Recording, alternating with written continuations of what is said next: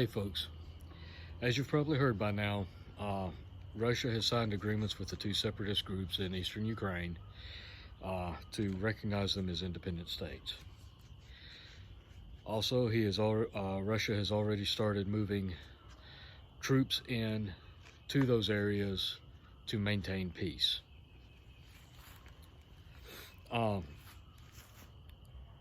As a result, Biden has already signed some sanctions. What sanctions are involved are not clear, but Biden has already signed some sanctions affecting those areas of Ukraine. And I believe he's also looking at signing some additional sanctions for Russia themselves. Germany has also halted the Nord Stream 2 pipeline. So what can you expect from all of this? One, you can expect fertilizer prices to climb. You can expect oil and gas prices to continue to climb. As a result of both of those climbing, food prices are going to climb. So we've got a compounding issue here of labor shortage, inflation, and now possibly all of this adding to food shortages and exacerbated food costs. Bear in mind also that Biden has already said that if Europe's oil supply from Russia was cut off, that the United States would supplement their oil supply. Remembering though that in his first week in office, actually his first day in office, he axed the Keystone XL pipeline. He reduced the drilling and refining capacity of the United States by about 25%. They've stopped renewing all oil leases, all oil exploration, oil exploration and drilling here in the United States. So we went from being energy independent to being dependent on OPEC and Saudi Arabia once again. Then he turns around and goes to OPEC and begs them to produce more oil so that our gas prices can come down. So how we as Americans are supposed to supplement Europe's oil supply while we can't even maintain our own oil supply and control our own gas prices is beyond me. I just don't understand the rationale and all of that. I don't understand how that's supposed to work. But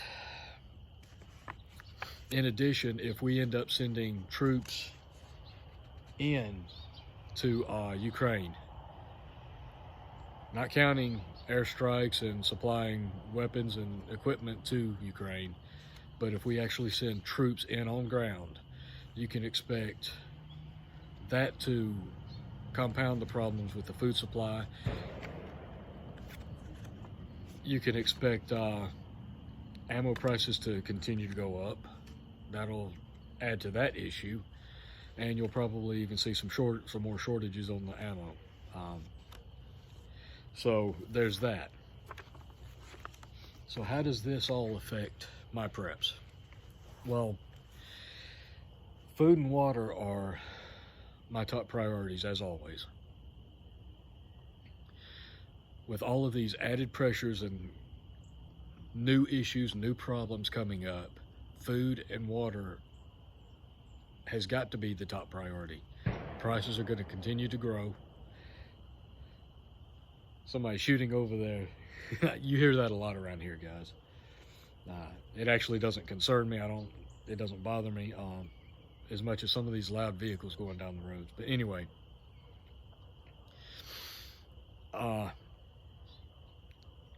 food prices continue to climb, and the more problems there are, the more it's going to climb. So food and water is always my top priority. But given the current situation in Ukraine, I'm also looking to switch some of my focus away from other areas of preps to two of the things that I'm looking at focusing on over the next few weeks. I'm going to be adding to my ammo supply as I can. I'm not going to go crazy. I'm not going to expend all my money on it, but I'm definitely going to be adding to it. I'm going to be kind of bulking up on my reserve fuel storage, and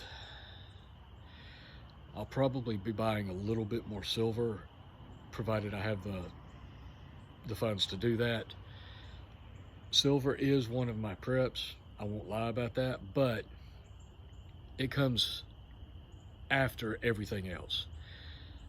Food and water are my priorities. Gear and ammo would be second to that. And silver is on my priority list. It's on my prepper list, but it's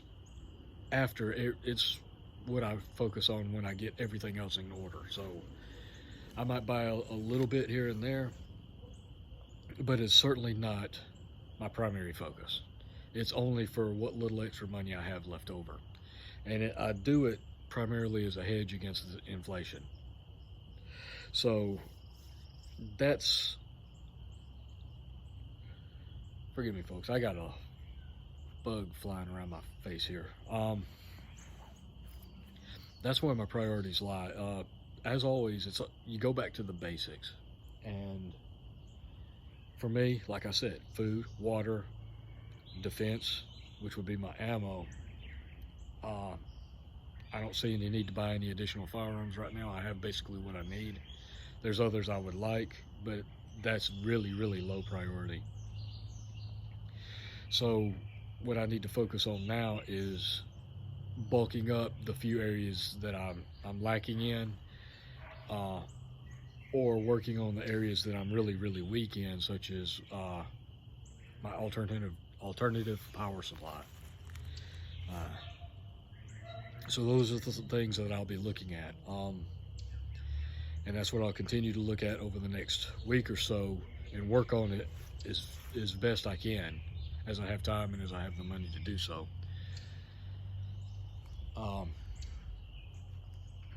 So that is primarily what my plan is right now.